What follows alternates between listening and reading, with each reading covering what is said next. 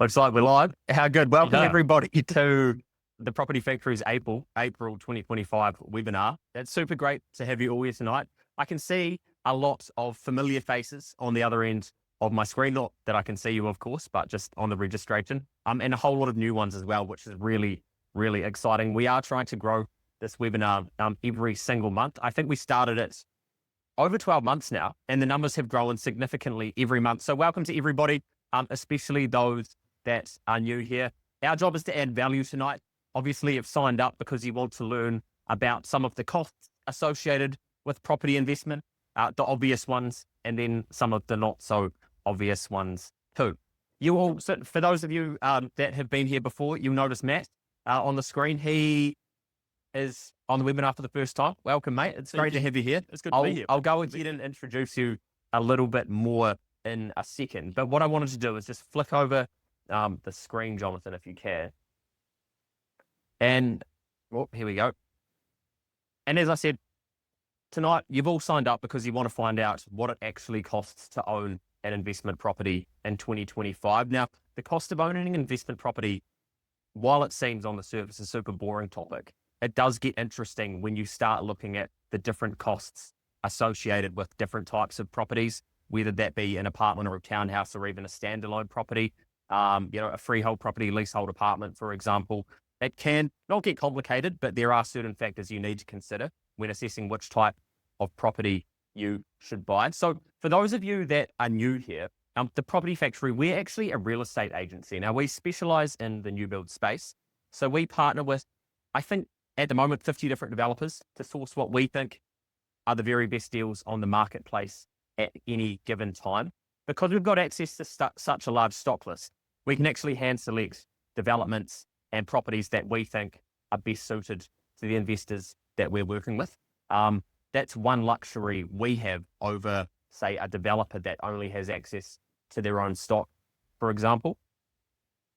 So as I said, I'm Alex. I'm here most months. I'm sure you're all sick of seeing my face now, but I've also got the wonderful Matt here who joined the property end of last year, start of this year. End of last year, that's right. And he's here to host the webinar. Andrew, who's usually here, is actually away in Fiji. I think he may have got back today. So as I said, Matt, great to have you here. Tell me a little bit about yourself. You were previously with a developer prior to here, builder by trade, so you know a thing or two about property. Yeah. Property's been my life for a long time. So, being heavily involved with a developer for the last 6 or 7 years, working with building companies prior to that. So I guess the construction space, the investment space has been somewhere I've been for quite a long time, and I guess excited to be tied up with the Property Factory because it's talking to investors. It's being a buyer's agent is massive. We can compare developers. We can look at different types of products, different locations, different areas, and the advice that we can give is unbiased. We can give genuine, real numbers, real data that helps investors make good decisions. And it's nice being in a position where it's not just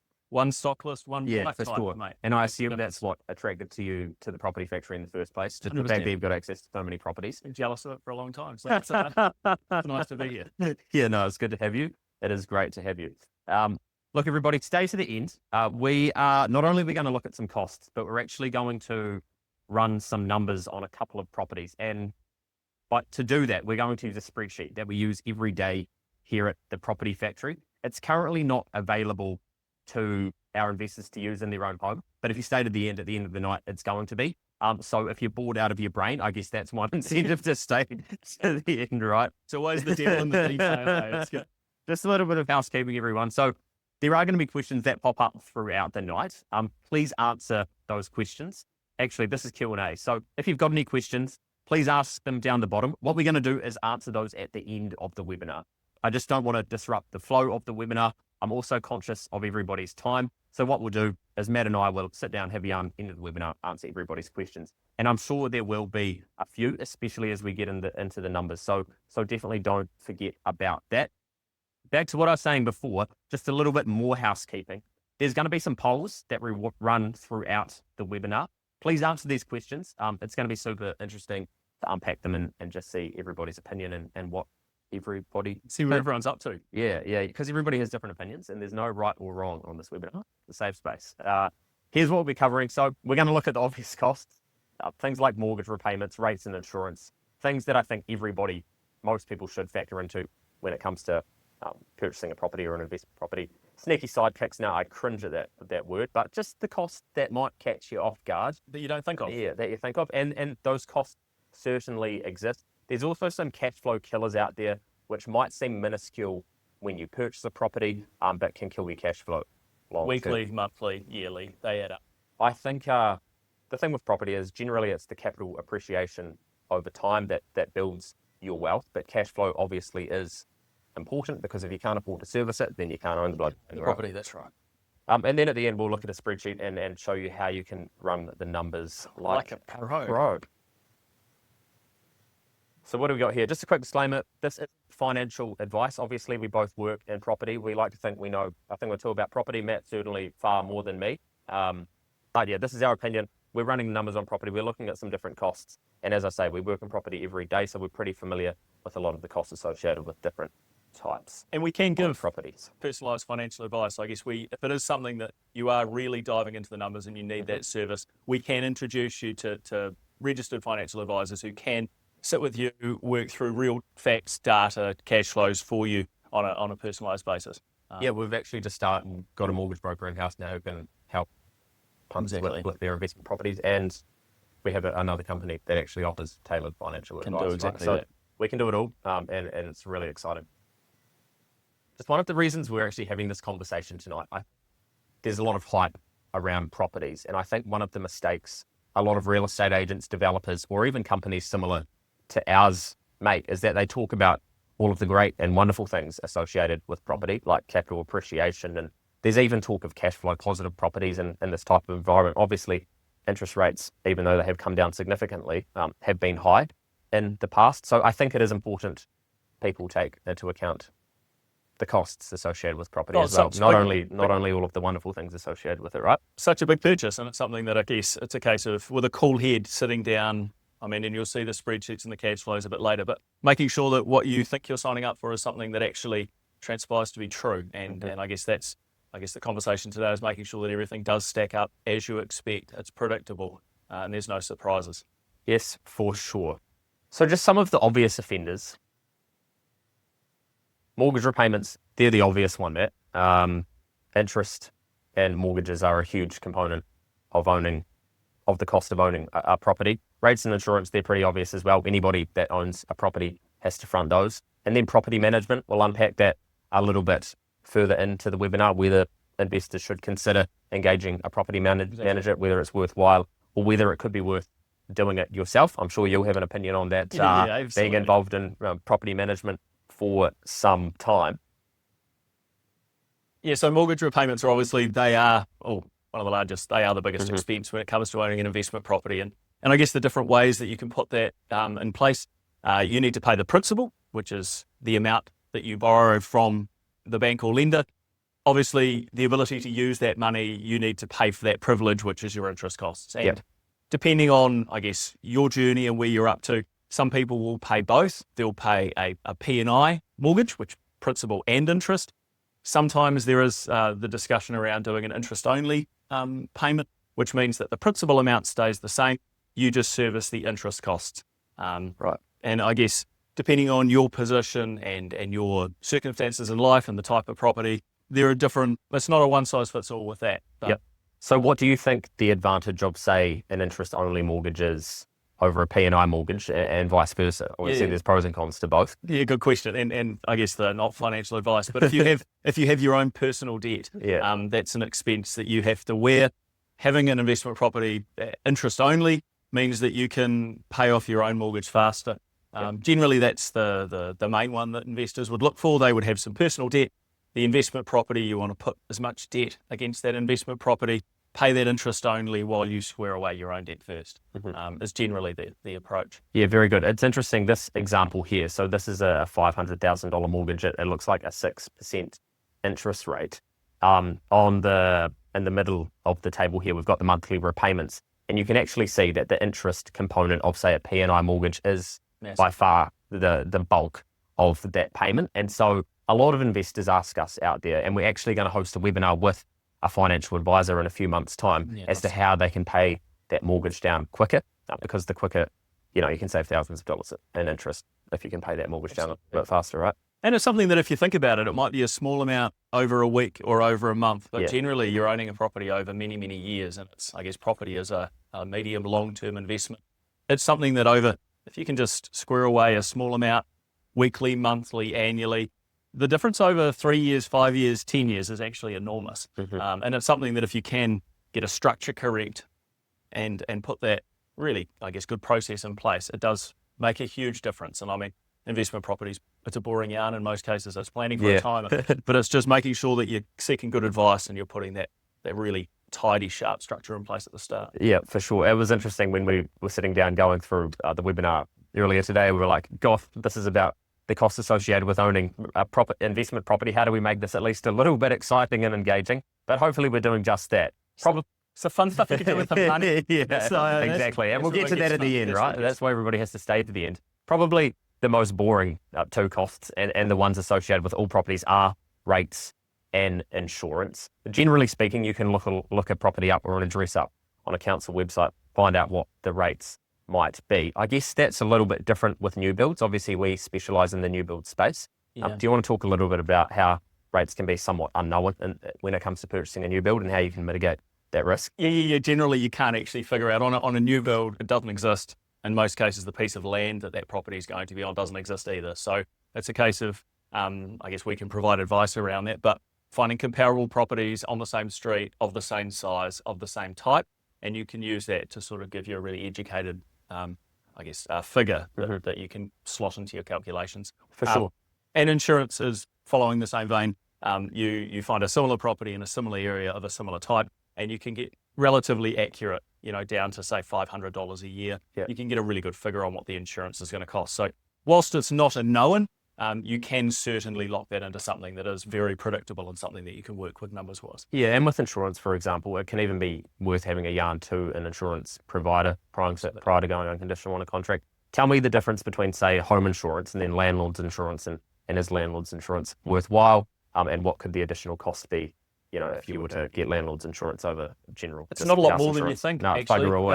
I guess from standard residential policy to a landlord's all cover, it's often hundreds of dollars a year difference. It's not a huge amount, but it just then gives you all the protections of there being a tenant living in your property, not yourself, and loss of income cover if, covering you if the tenant can't continue to live in the house. It means that you still do get cover for that rent. And so you can keep paying the mortgage. If anything goes wrong, right? Tell me though, that loss of income doesn't necessarily cover the mortgage if the tenant isn't paying rent, right? Correct. Yeah. That's if there's a situation in the property whereby the tenant can't occupy. But then I guess you mitigate the risk of the tenant not paying rent by having a professional property manager following all due process to make sure that you're doing everything that you can within the law to make sure that your rent's paid. Yeah, for sure. In terms of property management, that is one thing we discussed earlier in the webinar. One thing we always advise our clients is to engage a really, really good property manager. And it's surprising the number of investors we actually talk to that say, I want to save myself 10% of the rent a year by just managing it myself. I've never seen that go well, to put it bluntly. Kiwi, number 8 wire. Do it yourself.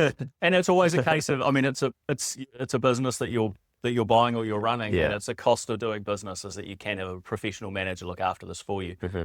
I am a little bit obviously conflicted here because I am involved in a property management company, but we have professional property managers who do exactly this on a day-to-day basis. They know the law, they know exactly how close to the line, how much notice you need to give, exactly what you need to check to make sure that you're doing everything you can to make sure that your rent's being covered.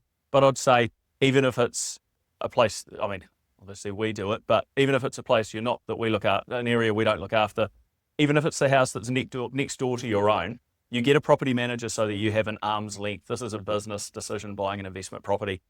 You, in most cases, for most people, you do your professional job. You do your thing. You earn your money doing what you're a professional at, and you have a property manager whose job it is to do exactly that. Manage your property, manage your tenant, and make sure that everything's performing for you as it should. And I guess Care Property Rentals, as a property management company, we've got different packages based on how much. We've got 2 different packages. There are 3 there. One of them's if somebody does it themselves, has an absolute shocker, hates it, and decides they want somebody to come in and save the day. We can go to tribunal on your behalf. We can just mop up a mess. Total care is, I suppose, the more typical 8% property management package where there are inspection fees and other things that you still pay. Yep. But the general day-to-day property management is covered at a lower rate. Yep. And then we have a lot of investors who just go, I want nothing to do with this property at all. You do everything. We want the fees to be fixed. It's a slightly higher management fee, Yep. but then all the costs, generally speaking, are included in that management fee. So Sure. everything is predictable. And so for a classic long-term rental, and this isn't specific to your property, but just generally, management fee might be what, 8 to 12 or 13% or something along those lines? Yep, yeah, 8% is pretty common. Yeah. 11%, 12%, 13, 14. I mean, Okay. it sort of gets around there. Yeah. And then if you move into short-term space, the management fees are higher. It gets higher just because they're more labour intensive and A lot more grief. things like that. A lot more grief, I can imagine. We won't get into the short-term side of things today because it is a wonderful topic, and I'd love to unpack it in a future webinar, but we'll stick to long-term. Stick to a script. Yeah. But just in terms of the property management, so this is a couple of different management structures a property manager provides. You can see total care, so that's the 8% fee. There are additional costs in there, like routine checks and that sort of thing. Healthy home checks, Yep. inspections. There's a number of other costs that are that you pick up with that package. The one where everything's covered, obviously it's a higher management fee percentage, Yep. but in the long run, it actually generally works out better for the investor having that package because all those costs are bundled up. So, And regardless of whether it works out better or not, it's more carefree, right? Peace of mind that you're paying 11% per annum. There's very rarely going to be other costs that you incur. If you're paying the 8% and, you have to factor those additional costs in Exactly right. each month, it can become a bit of a cash flow headache. So just a quick question for everybody. Please answer this poll. Which one of these costs do you think actually has the biggest impact on property investors? And what we mean by that is basically what is the biggest cost? It should be a relatively obvious one, and we're going to break down all of these costs in the slides, in the next slide.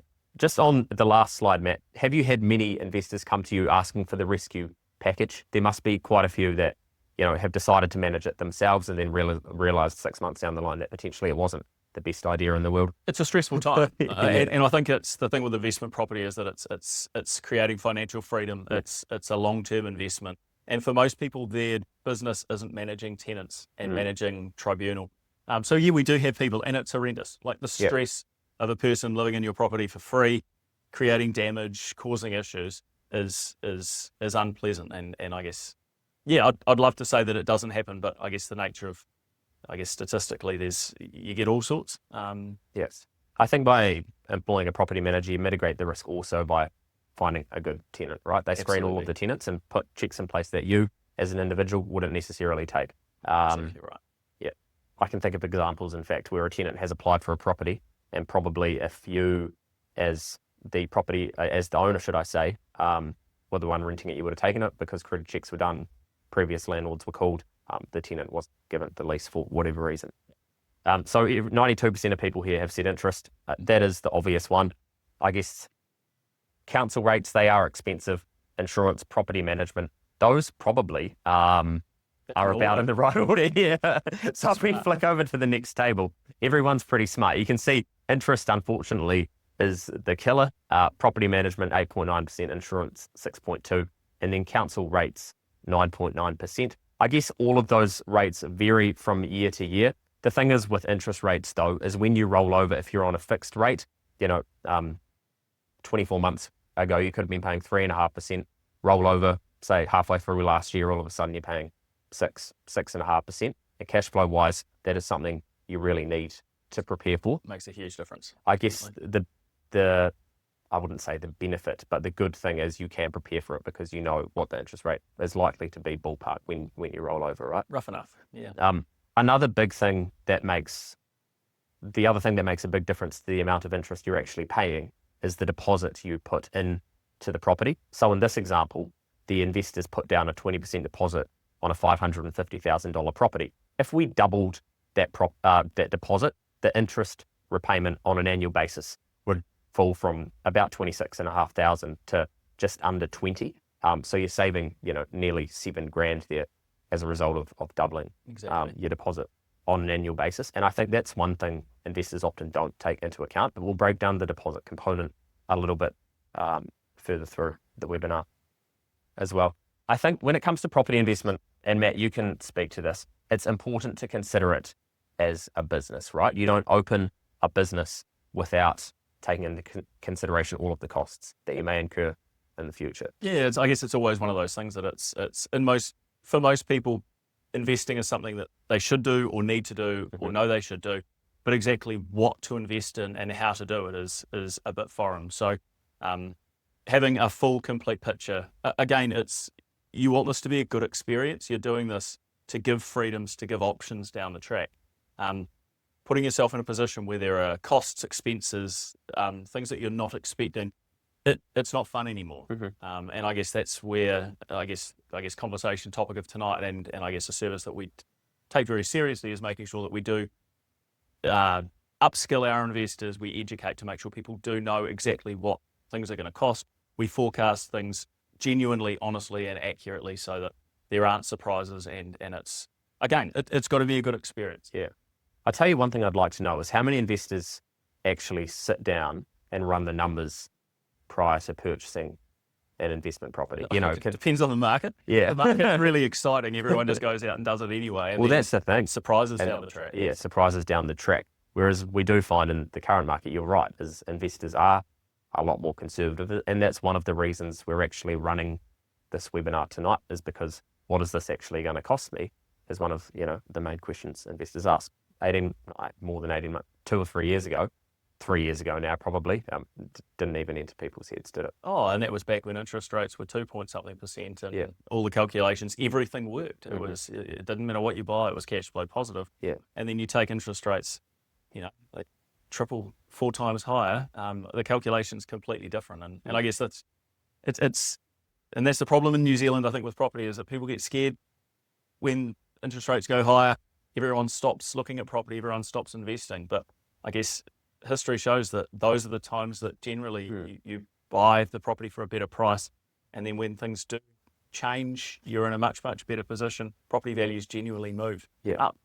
And those people that, I guess, committed when things were a little bit more uncertain, came out well and truly on top. Yeah, there are a lot of happy property investors out there at the moment with interest rates coming down. I was saying before the webinar, I can't believe how low interest rates have actually got. It had been a while since I had checked. So, interest has hurt property investors for some time, and things are getting better. Obviously, as you said, really good time to buy. So tell me a little bit about vacancy. Now, we generally treat this as an expense. It should be treated as an expense, but obviously a property being vacant is inevitable at some point during the time you own it. So how can you mitigate vacancy? What should investors budget for? And how do you find a good tenant as well? I guess expecting that a property from the day that you settle on it is going to have a tenant in it 365 days a year, year in, year out, is not going to happen. So expecting that there will be periods of time between tenants, a gap between a tenant moving out, somebody moving in. Down the track, there might be a period of time that you need to do repairs on the property. It is something that you do need to put into your cash flow and plan for. Having a professional property manager managing the tenant, managing that process. I've heard stories of landlords managing their own properties. A tenant serves notice, the landlord forgets. Tenant moves out. They're in a position that they're out down the track trying to find themselves a tenant, and the house is sitting there empty. So it's making sure that this is how much notice do you need to give? How do you advertise for new tenants? What's market rate for that property in the current market? That's something a professional would always do. But I guess we say they're allowed 2 to 4 weeks a year. It's just a figure to put into your calculations of that property sitting empty. You can, I guess, manage that risk, but it is always something that you do need to factor in. Yep. Another poll on the screen for everybody there. I guess one of the benefits of purchasing a new build is that you can potentially advertise the property, show prospective tenants through prior to the settlement date, depending on the developer, of course. But that can be one of the advantages, right? Absolutely. And that helps mitigate that occupancy risk, especially when you've just settled the property and you're excited and nervous all at the same time. Exactly. You're trying to get all of your ducks in a row. But it can be great knowing that, there's a property lined up, or at least there is a property manager actively out there looking for Doing tenants something prior to you actually having to pay for the bloody thing. Exactly right. We should have some answers to this poll. Now, I guess this is assuming that everybody on here is property investors. I know that they aren't. I guess the point is, if you're not a property investor and you're looking to be, it would pay to take vacancy into account when you're budgeting for your next property. Tell me about maintenance, Matt. You're the builder here. Obviously, we deal in the new build space, and I think one of the advantages of purchasing a new build is that maintenance, hopefully, provided you purchase a good property, is minuscule. I would hate to think some of the issues that come up with existing properties. I know with new builds as well, a lot of the appliances and whatnot are covered with warranties too. Yeah. But tell me about some of the maintenance headaches you've seen out there. I guess the biggest one, we're sitting in Christchurch. Yeah, so we've got a true. housing stock in this city, which a significant amount of properties have been through a number of earthquakes. Mm-hmm. And houses back in the day weren't built for those types of conditions. So there's a lot of unknowns around property. You can be a licensed builder, go through an EQC scope of works, a repair strategy. You can check through work that's been done and still have absolutely no idea what condition that property's in. Yeah. That's a scary one in Christchurch, especially because there can be really big problems with that property that you don't know about. Mm-hmm. I'm generally buying something that's new, meets current code. Your risk is certainly minimised. You've got properties with materials that are under warranty, with appliances that are under warranty by a licensed builder who's liable. Council have recently signed it off and inspected it. There's a lot of peace of mind that you buy with that. It's interesting. We still get a few questions around the maintenance piece with new builds, especially in Christchurch, just because of the whole earthquake thing. But there's a lot of factors at play that mitigate any risk there, right? Yep, 100%. And I guess in Christchurch especially, the engineering is one thing we get asked about a lot here. Engineering. If you're an engineer in Christchurch, you have doubled, tripled, you have done an enormous amount to make sure that things are stacking up as they should. For sure. So interestingly, Jonathan, can everybody on the screen see this poll?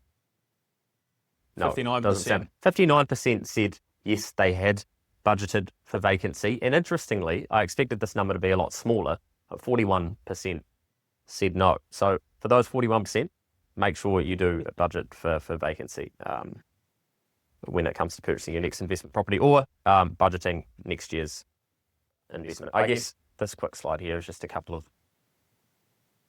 Wait, hang on. Here we are. Sorry, haven't got my ducks in a row. Would unexpected maintenance make you reconsider investing in an existing property? As I said before, this actually would. Like before I worked at the property factory, the maintenance piece wouldn't have been a deciding factor on whether I purchased an existing property versus a new build. But if something huge came up, I literally just couldn't afford to fix it, if it was an existing property. And it's with a new build, I've got that peace of mind. And it's grief. It's something that you've got to deal with. Yeah. Whether it's a tenant blocking drains, needing drainage repairs, water's always an issue, and weather tightness. But it's just something else that you have to think about. It's interesting, we deal with investors a lot, and there's a period of time for most investors where they might have collected some older properties, some different types of homes. There always seems to be a point that people go, look, I've been there, I've done that. That's not as much fun now, because now I'm repainting, now I've got these issues. What I'm going to do is I'm going to clear some of that old stuff, and new, high quality, low maintenance property is where things are at. Yeah, for sure. It's just easier.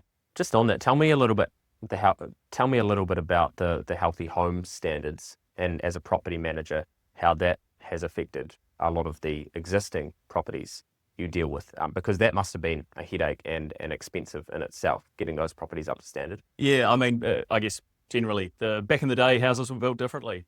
You didn't have to put insulation in houses. Yep. Ventilation wasn't something that was really considered. Having a warm, dry house is cheaper to run. It's healthier to live in. And I guess that's the focus on healthy homes, is making sure that the quality of housing is at a better level. For newer properties, it was a lot easier. There were some landlords who had to insulate, had to sort out drainage, had to damp-proof houses. There was a lot of cost that was incurred. And that was a cost that in most cases people weren't forecasting. Yeah. So it was all of a sudden, overnight, well, there was a bit of lead-in time, but all of a sudden I hope you've got a spare. You still leave it to the last minute though, don't you? Yeah. Well, and then there weren't enough contracts. Yeah, exactly. Yeah. Not a fun time. Okay, very good. No, not very good, but Just on the unexpected maintenance query before, 57% of people said that unexpected maintenance would make you reconsider investing in an existing property, and 43% said no. I expected that number to be slightly further apart. I do think maintenance genuinely can be huge, as I said before. It certainly scares me a little bit. That's why I prefer purchasing new properties, and that's one of the main reasons we recommend new properties to a lot of the investors we work with. Here's a couple of headlines that I found when I was Googling landlord nightmares earlier today. I think renovations, they're one strategy that a lot of investors we speak to consider. I think there are a lot of unknowns in the renovation space, and Tower, correct me if I'm wrong, but it can be hard to make the numbers work with renovations and making money on a renovation unless you're on the tools yourself. Yeah, unless your business is renovating property and you have, I guess, a really good gauge of cost for things to be done. A lot of people go into it with an idea of what things might cost from a previous experience 10 years ago. Inflation beats that up. And what you find is that when you actually go to start doing the work, things are more expensive than you would expect. In a lot of cases, people will look at a flip or a do-up property. It'll take them a year to do it or 9 months to do it. And the increase in value is in most cases just due to that property just sitting there for a year. And I guess capital appreciation over that period of time. Renovation guru, but the market carried them. It was the market with the saw back, right? Exactly right. Generally, I mean, there's still space for some people to do it. I'd say if you're a tradesperson in the industry with surplus materials around and you've got a team of people that do that for a job, for most investors, again, if that's not your job, time is better spent being a professional at what you do, and having professional developers doing their job, being competitive on price, developing property in good locations, and then having a good property manager doing their thing to make sure that the property's managed and the tenants are being managed. Yep, for sure. No, I completely agree. Just on the new build space, obviously we recommend a lot of townhouses, not so many apartments here at the Property Factory, but one of the concerns investors often bring up to us is potentially body corporate or residence association fees that are attached to those properties. What exactly are they? Are they good? Are they bad? And should investors be worried about them? I guess is a question we get all of the time. Yeah, good question. And I guess body corporate structure is something that's been around a while. The other option that has been around for a long time is nothing. And there were a lot of units built where somebody built a block of units on a piece of land with no body corporate structure, no residence agreement structure. And the issue is that when maintenance needs to be done, and over time maintenance will need to be done, nobody's got money ready to do it. The driveway gets beaten up, painting gets neglected. If painting gets neglected, the materials start getting damaged. And that's the issue. There's not money ready to do things when the time comes. A well-written body corporate provides that type of protection. A really good residence association does the same thing. It just means that money's drip-fed into a sinking fund. And it means that when concrete needs to be repaired in 25 or 30 years, there's enough money ready to do that work. Or roofing repairs need to be done in 20 years. There's a pocket of money put aside for exactly that purpose. A well-written residence agreement gives those types of protections for the property. A body corporate structure that's well-written gives, again, really good protections for the owner. The issue, I suppose, and I guess the reason people are more hesitant around that body corporate structure is there was a time where it was just the gravy train, and body corporate fees just went exponentially. There were body corporate managers who were taking the piss. And I think that was, I'd like to think now that newer properties, body corporate structures are more considered when they're written. Certainly residence agreements are something that we see. It gives you freehold or fee simple ownership of the land and the house. But there is an overarching protection there over that property to make sure that when the inevitable maintenance does need to be done, it's planned for, it's organised, and then for the lifetime of that property, there won't be headaches with those issues. And it's even about just keeping the development looking fresh, even in its early life, right? I live in a townhouse development myself. Every 12 months, they water blast the exterior of the homes for you. Rubbish is collected, so we've got skips on site. They are collected by the council every Monday. I don't have to take my bins out. That's bloody good. A good residence agreement or body corp, it stops crazy people doing silly things.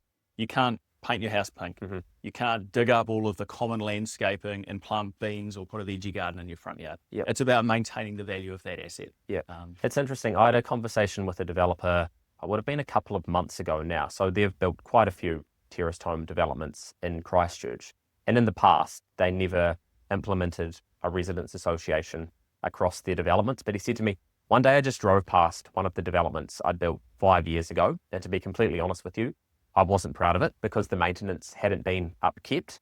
And so from that day onwards, he decided every development I build from now on is going to have a residents association with it, which I thought was interesting and quite insightful, really. So yeah. Oh, it's again planning for an unforeseen cost, Mm-hmm. and you can't just expect that when that time comes, somebody's going to have some spare money in their pocket to do that work. If everything's planned for, it's done in advance. Yep. When the maintenance comes due, there's money ready to do it. For sure. Lovely. Okay. Now, just a quick reminder, we're about to jump into the numbers That's the side best of things. part. Yeah, I was going to say That's the best the most exciting part. Any questions you've got in relation to the numbers, flick us a message. We will answer those questions at the end. Just remember, if you stay to the end, we're going to fire out the spreadsheet that we go through to everybody on the webinar. You'll be able to use it for any property you're looking at, not just properties you're looking at through the property factory. So that will be pretty cool. Just a little bit on the numbers. So gross yield, I guess one of the litmus tests we use when deciding whether or not to list or take on a development on behalf of a developer is the gross yield, right? So that's your rental return on the property. It's basically your annual rent divided by the current value of the property, multiplied 100. I think in the current market, say in Christchurch, for example, a good gross yield would be, say, over 5% for a new build. Over 4.5% is maybe acceptable, but you'd expect that to be a really good suburb, somewhere like Maryvale, Fendalton. It's pretty crude. Yeah. And I guess crude. we move to that with the net yield next, because I mean, gross yield is just the rent divided by the property value. Mm-hmm. All the expenses, everything else is completely removed from that calculation. So as far as giving you a genuine figure that you can base numbers on, not the best one to use, but it is one that you can do. And it's a really good way to, at first glance, do a comparison between properties. Yeah. You can do those numbers in your head, you can chuck them into a calculator, and it gives you a rough enough ballpark of where things are at. But again, devil in the detail. The net yield, which is the one that you can see there now, is annual rent minus the expenses divided by the current property value. That's the one that you actually can I guess, say pin your hat on, but it's something that you can actually use as a much more genuine figure to see whether that investment will stack up better. Yeah, for sure. And I think the gross yield can be good if you're looking at a specific type of property in a specific locations. But if you're looking at different types of properties all over the show, certainly better to use the net yield. For example, I see a lot of developers out there advertising, say, a gross yield on a short-term rental.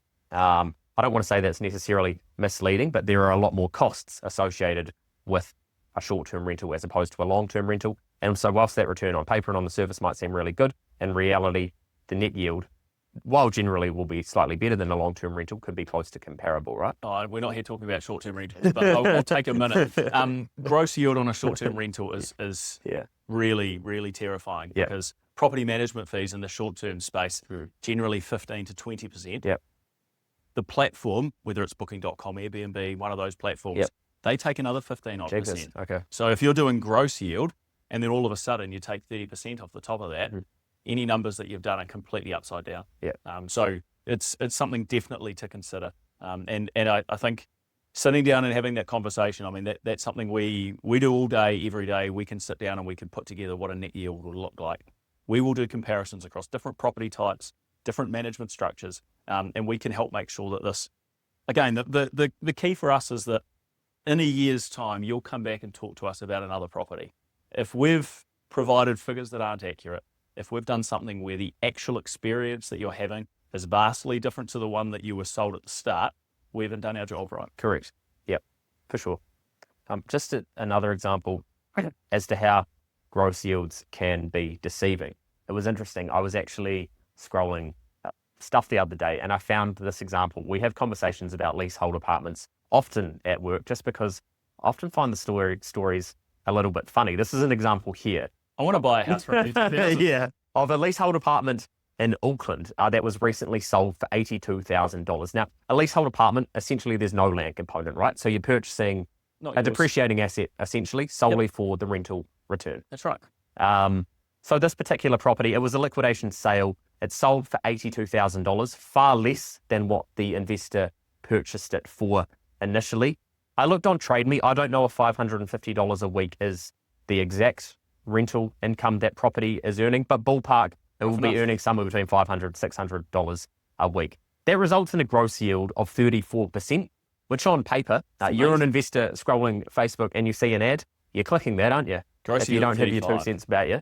The freehold townhouse, $550,000, same rent, only results in a gross yield of 5.1%. So if you're purchasing solely on the yield, you're buying the leasehold apartment that depreciates in value every year, all day, aren't you?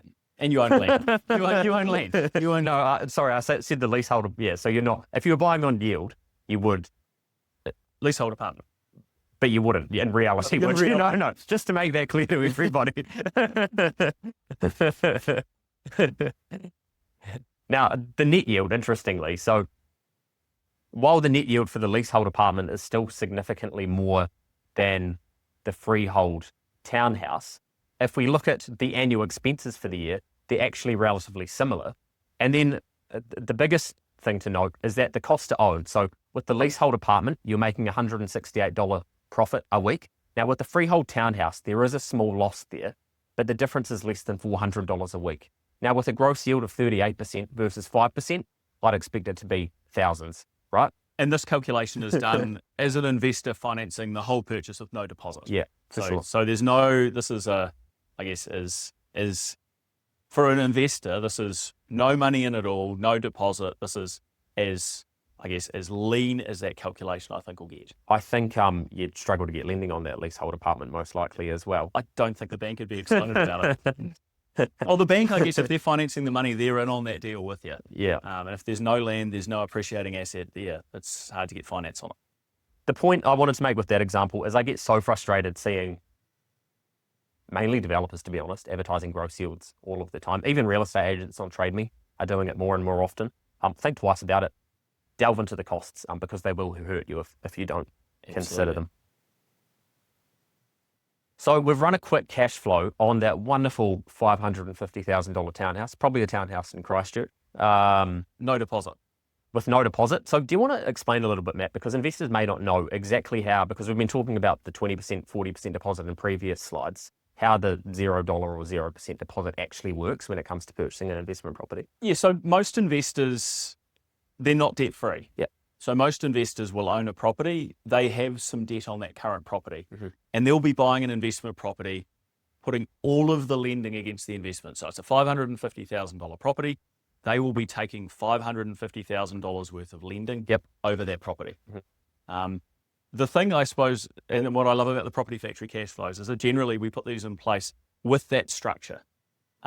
What I've seen in the market is that the vast majority of companies will assume a deposit of 20% or 30% or 40% cash, which is not real for most investors. There aren't many investors getting into the market completely debt-free with a chunk of money ready to go and buy an investment property. So I guess these cash flows are done on that on the assumption that you have current debt, you're putting all of your lending over your investment property, and this is purely you're buying something that over time you'll expect the value of that asset to improve. And we'll look at that down the track when we're looking at total value over a decade and I guess long time frame for investing. And as we saw on previous slides, that deposit component can make a significant difference to those interest payments on weekly, monthly, annual basis. But, you know, having a 20% deposit, even 40% on a $550,000 property isn't realistic for most investors out there, right? And that's why leverage is such a beautiful thing. I tell you what, though, as soon as you whack in a deposit into your cash flow of 20%, 30%, 40%, those numbers look amazing. So I guess it's really something for anyone when you're looking at these cash flows, check that line. What is the deposit that's put into that deal? And you'll see that, well, one number at the bottom looks better.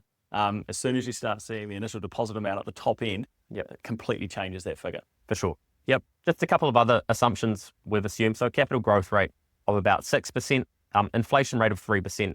Obviously, the Reserve Bank has a mandate to keep that inflation rate between, say, 1 3%, and then a rental growth rate of about 4%, which is about, I think rents actually grow on average a little bit more than that Generally, on it's an annual about that. basis.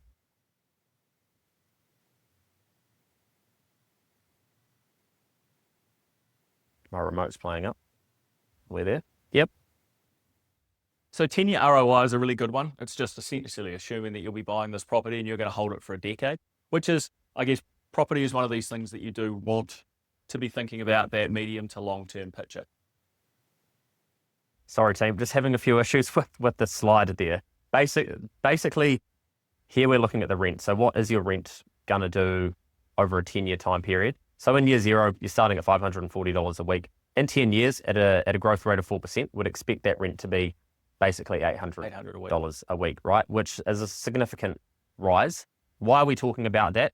If you look at your cash flow top-ups over time, now cash flow top-ups are something that do scare investors a little bit at the moment. It's a conversation we have with investors every day. The reality is, in 2025, it is hard to find an investment property that actually pays you each week, right? Especially if you're not putting any money down As a upfront. deposit. Yeah, exactly right. So it's, I guess, and I guess this is the assumption with property, is that there's a period of time that you will have mortgage and interest that you need to pay, and the rent may not cover that total amount. Yep. And you need to provide a top up or an amount of money each week to service that debt.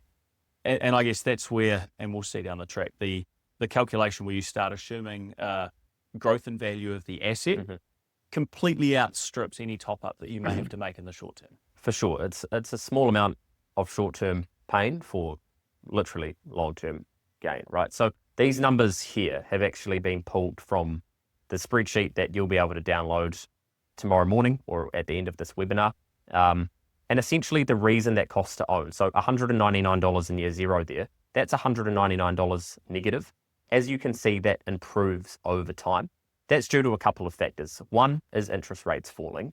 I think it's hard to know exactly what interest rates are going to do in the future, but generally speaking, would expect them to average out around that 5% mark, right? It's pretty consistent. Yeah, for sure. But also, rent in theory should outstrip, rental growth should outstrip inflation, which obviously is only going to help your cash flow going forward as well. Right. At the same time, the property should be, I was about to say the property factory should be going up in wealth. The property should be going up in wealth, which ultimately is, in value, which ultimately is going to make you and generally wealthy speaking, the amount of debt that you have over time also decreases. So you've got rents increasing, generally the property value increasing, but your borrowings also dropping. Yep, for sure. So over time, property value increasing, mortgage decreasing.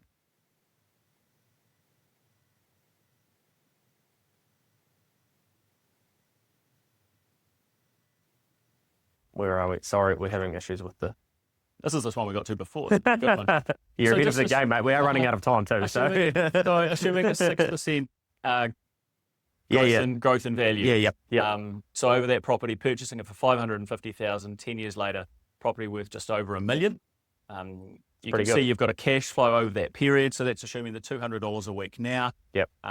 8 years later, that property being cash flow neutral. There's a negative carry there of $48,000. But you've got a growth in value of the asset of $450. Do some quick maths, over $350,000. Oh, this is assuming a sale at the end. So you've got costs to sell, so commission to a salesperson. You've got legal costs, everything coming out on the wash, $370,000 up. That's over a 10-year time period. I guess the key is that $48,000 in loss, essentially cash flow loss, is minuscule in comparison to the $450,000 in capital growth. And as you said, even when you take in real estate commissions at the end of the day, you're still up significantly. And that $373,000 wouldn't have been possible if it wasn't for the power of leverage as well. Right. If that money was in, the stock market, for example, and in fact you put no money in initially, but even if you put that $48,000 in the stock market, there's no leverage there, and so the return's not going to be. And it's certainly the hardest thing for investors, I suppose, initially getting their heads around is if you look back long enough in time at property values, it's a very consistent line, just ticks along. I won't say it's a get rich quick scheme, but it has historically performed incredibly consistently, very, very reliably. And I guess figures like this, they put it on paper that assuming no money in, assuming very, very modest assumptions, the figure's real if you hold that property for long enough. Yeah. I do really like this wee box here, and you'll see this at the top of the cash flow you can download tomorrow morning, because I think it paints a pretty nice picture of property with the numbers. It really breaks it all down and shows you the numbers you want to see. And ultimately, it's that profit after sale is the number everybody's chasing, right?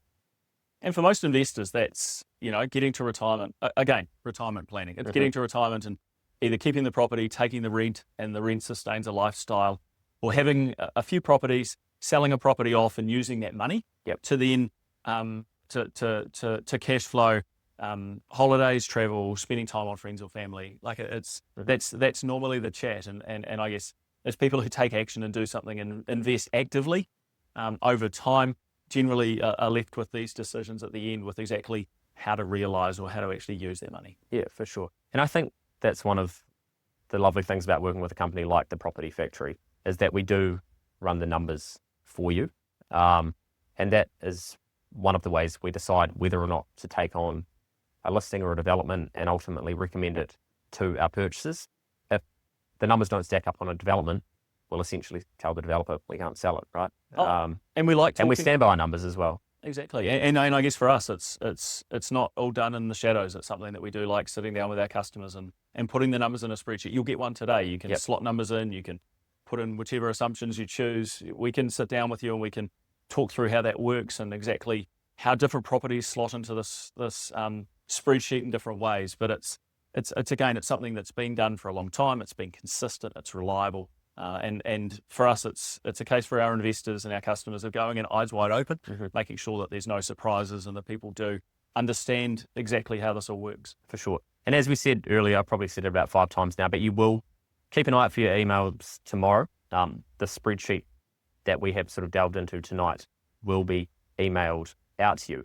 In the meantime, if you want to find some of the properties we currently have listed, and even the cash flows associated with those properties. So on every listing tile you can see on your screen here, not only will you find property specific information, but there will be cash flow analysis attached to that page. And so you can actually see how the numbers stack up on multiple, different properties we have listed, which is a really cool tool that I don't think a lot of companies offer as well. It's something certainly that's unique to the Property Factory.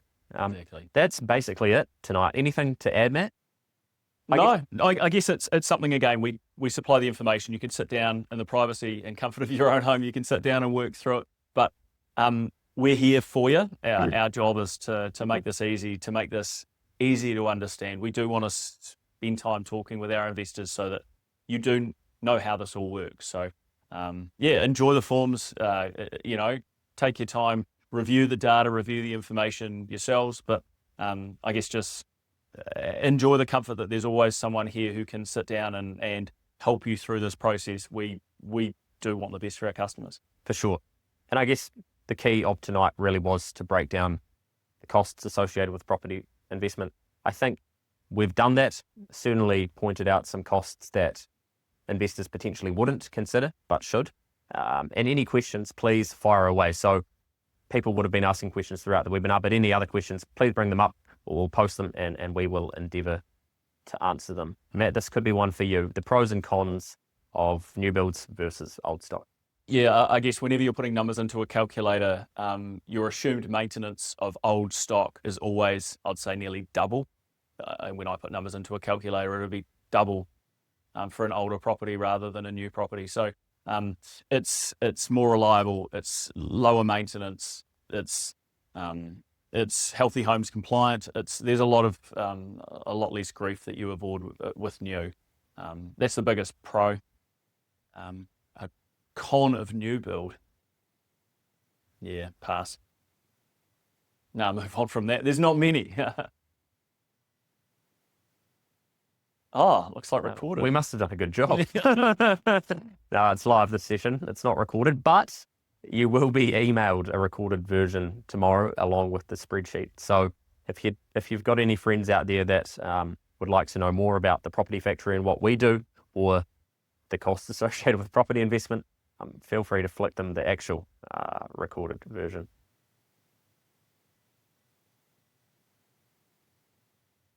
Not necessarily. So yeah, the question is, does Property Factory have an in-house property management team? The Property Factory doesn't. We do have relationships with a number. As Alex mentioned earlier, I personally have involvement with a property management company, but property management is something that there are a lot of operators, there are a lot of people who can provide rental assessments and appraisals and that type of thing. So it's not a service that we as a company provide, but we can certainly introduce people to property managers who can look after it for you.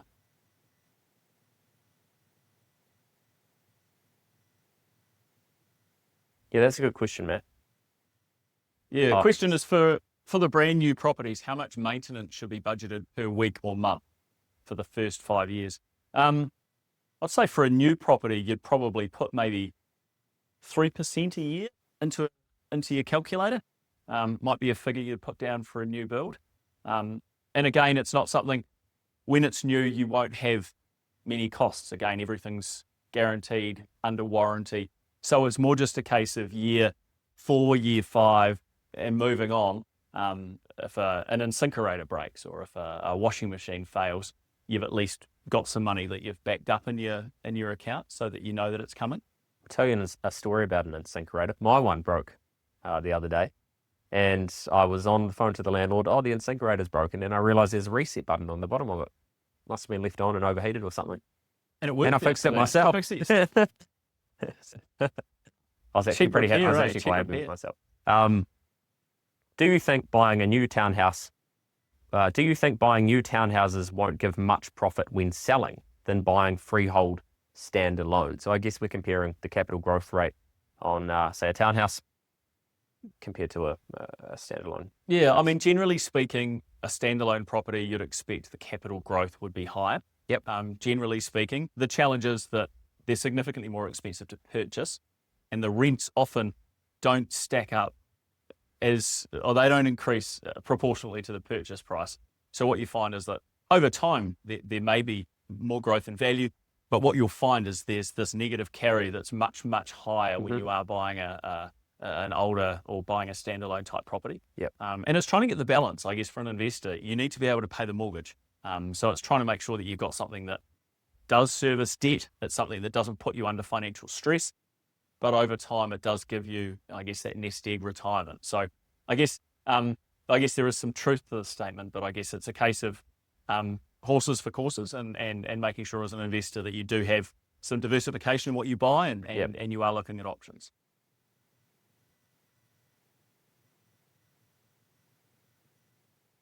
Two to four 2 to 4 weeks. I Questions, think. when budgeting for vacancy, how many weeks worth would you budget for what amount or range? So 2 to 4 weeks is a good sort of, I agree, good figure.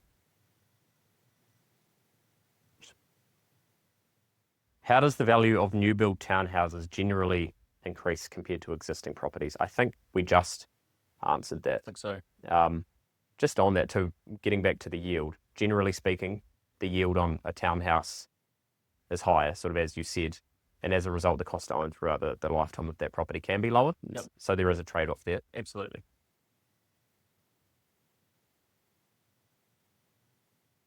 You can budget for unexpected maintenance, expected lifetime of a water cylinder, roof, etc. Yeah, I guess product guarantees. So water cylinders, 15 years for a water cylinder. Yep. Pass. Colour steel roofs, I think it's 25 years guarantee on that. I guess paint has a lifespan of, I guess, every 7 to 10 years. Paint needs to be redone. But again, good properties are maintenance-free claddings. The risk in the build, no flat roofs, internal gutters, these types of things are high risk. And I guess our job when we're introducing property to investors is making sure that we're selecting product types and developers who do care about the detail at that front end, so that over time, the maintenance costs are lower. A good builder with a good product type using good materials will certainly limit any risk that you have, or limit a lot of the risk that you have for unexpected maintenance. Just on that, is there a significant, should buyers take into account the developer they purchase off based on quality for example? Like, do some developers, and I know the answer, but the punters on the other end of the screen might not. Do some developers build a better quality product Yes. to others? Yeah, quality last. Yeah. And it's quality of labour, quality of materials, and I guess quality of location. There are a lot of things to consider there, but absolutely. Yeah. You go buy a suit. Do you go and buy the cheapest suit you can buy, or you can buy much more expensive suits? It's the same with every item. So absolutely, good question. How does body corporate relate with the individual unit's property insurance? Yeah. Don't want me to answer this one? Yeah, I was just going to say, generally speaking, the insurance associated with that unit would be incorporated into the wider body corporate, and so that covers you as the owner, right? Yeah, and generally speaking, residence agreements do the same thing. So essentially, it's bulk buying insurance. So if you're insuring a block of townhouses or a block of apartments with one comprehensive policy, you're buying the insurance in bulk. So generally speaking, it's cheaper. And I guess for the insurance company, they then have all of the risk. All of the properties are tied up together. So insurance is managed collectively. So yeah, it's all tied up together.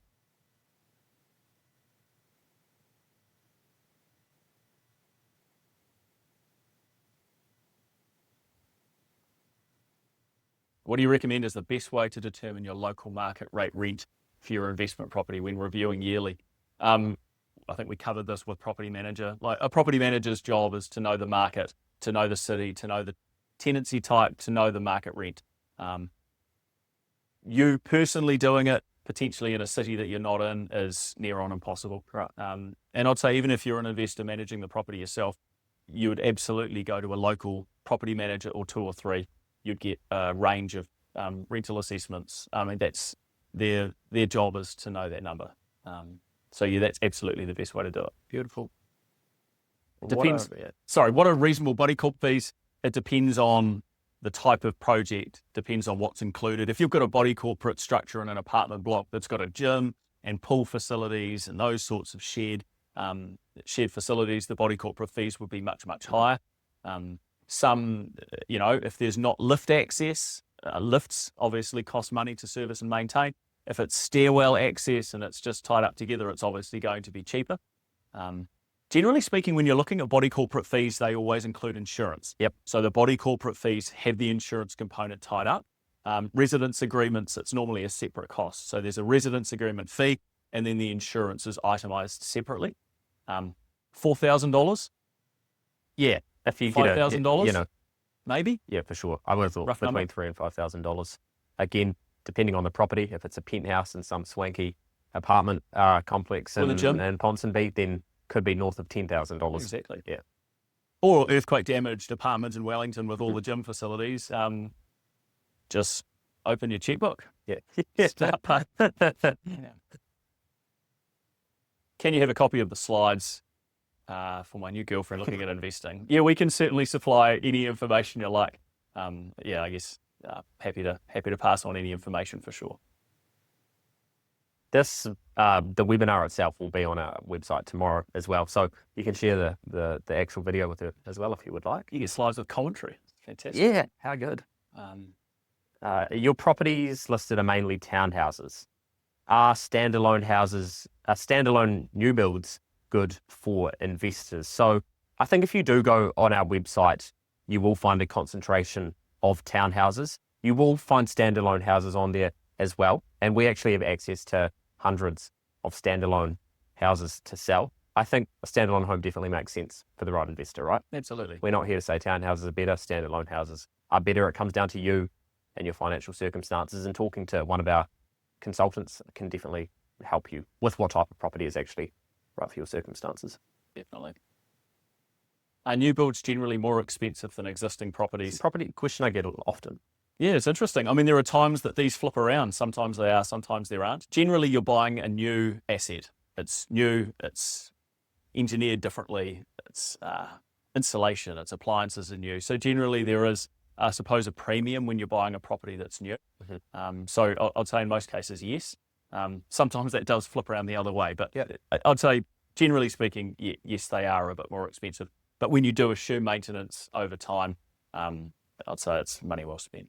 Yeah, I think just adding on to that, if you're purchasing something off the plan, there are periods during that sales process where the developer could be slightly more inclined to do a deal than at other points. And that's where working with a company like the Property Factory can be beneficial, because we actually have insight to that.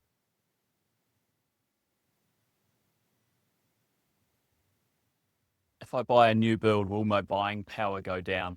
That's probably a conversation to have with a good mortgage broker. I'd always say, as soon as you're talking about your financial structure of what you can and can't borrow, what your buying power is, it's a personalized discussion with a good broker. And they can let you know exactly how far you can push with the property that you own, with the debt that you have.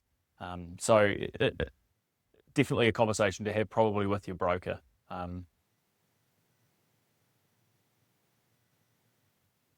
Matt, how was the deposit?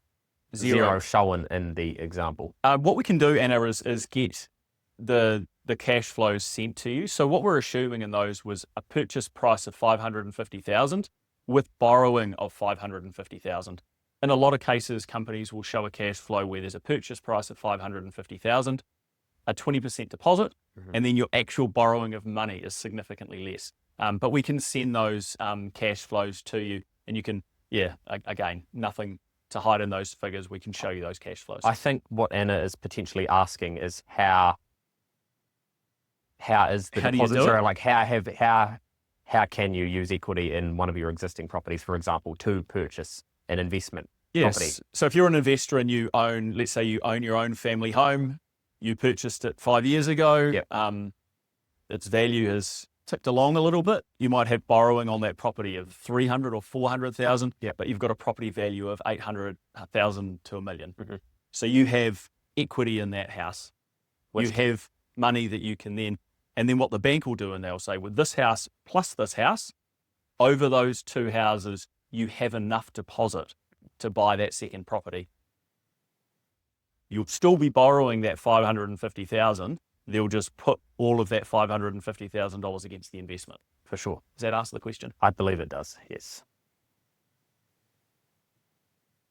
Is it worthwhile asking for a larger mortgage to benefit from the tax savings from interest, or is it better to put as much as you can into capital and pay it off ASAP? Tax savings from the interest. I think what they're saying is it better to have a large deposit and pay and have smaller mortgage repayments, or have a smaller deposit and pay it off as quickly as you can? It comes down to the investor and their financial circumstances. Definitely. Yeah. So, good conversation to sit down with a good mortgage broker. Our mortgage broker can certainly have that conversation with you, but it does come down to an investor and their financial circumstances, for sure. Definitely. Is a builder's report required for a new build? There are solicitors that will tell you, yes, at all times you always get a builder's report. You do have some peace of mind buying a new build that it's new. There's a licensed builder, a licensed roofer, a licensed cladding person, a licensed foundation person. Council check through the whole process with new materials that are under warranty. I personally don't get a builder's report on a builder, but I wouldn't get a builder's report on a new build, because there are a lot of safeguards in the background. So it's not required in most cases, but again, talk to your own solicitor. They may advise that it's just a box that you do need to check to make sure that everything has been finished exactly as it should have been. Just on that, when purchasing a new build, you as a purchaser are entitled to what's called a pre-settlement inspection, right? Definitely. And there's a 1-year maintenance period and a 10-year structural defects period, right? So if anything were to go wrong within either of those periods, you're essentially covered, right? There are some good safeguards there on a new build that give you some protection for sure. When purchasing a new property in a development, when is the best time to buy, i.e. before the build starts or when completed and can rent out ASAP? Is there any cost over the build time? Generally, I guess purchasing off the plan, in most cases, there's some aggression from the developer to get sales. So what you find is that, and again, if we're assuming growth in value over time, for some investors, they will come to us and say, what project have you got on your books at the moment with the furthest completion time? Because what they're assuming or planning for is over that construction period there to be growth. you don't pay for the house. You pay a deposit that sits in a solicitor's trust account. You don't pay for that house until it's finished. So in most cases, your actual borrowing from the bank doesn't happen until the very end. And that's the time that you can get tenants and you can get income from the tenants. And the cost over the build time is essentially if you've borrowed from the bank for that deposit to hold the property, then you'll have interest costs on that money. Which, depending on the value of the property, generally isn't a lot. It's not a lot relatively palatable in the big scheme of things. That's right. Do you have thoughts on Auckland investments? Is there an oversupply of stock at the moment? I think as a buyer purchasing in the current market, you have the luxury of choice, and it is important to purchase a great property, right? Definitely. In a hotter market, you don't necessarily have that choice. And again, one of the advantages of working with someone like the Property Factory is that we can help you handpick a really good property in a really good location at a really good, at a solid price point. I think where you can go wrong is purchasing the wrong property, and maybe in a bad location, really expensive, or built by a bad developer, for example. Exactly right. Yeah. And thoughts on Auckland investments. Auckland's the powerhouse of the country when it comes to population. So I guess for an investor, population drives a lot. Mm-hmm. A lot of people, when they move to New Zealand or when they come to New Zealand, will settle in Auckland. So it's generally when the market really gets going, Auckland is one of those centres that just goes bananas. So I guess we sit in Christchurch, we talk a lot about Christchurch, but Auckland is a bloody exciting market to invest in for sure.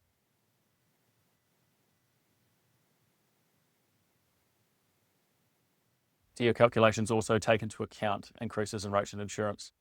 They Does do. indeed, yeah. Inflation at, what was it, running at 3%? So inflation runs at 3%, and inflation, which rates and insurance will track, runs at 3%, rent at 4%. If you're not happy with those numbers or you want to change them for whatever reason, you'll be able to change them on the spreadsheet. So you can literally play around with all scenarios, which is pretty cool. Definitely.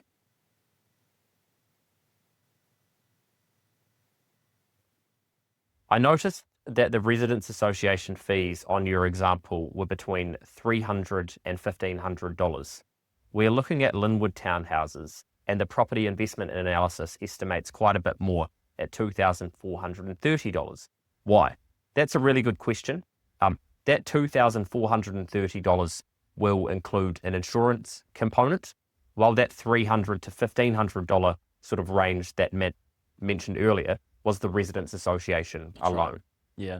I mean, it would be a case of looking at that specific cash flow that you've got, Lee. But I think it will be an assumption that there's residence agreement, insurance is bundled into that together.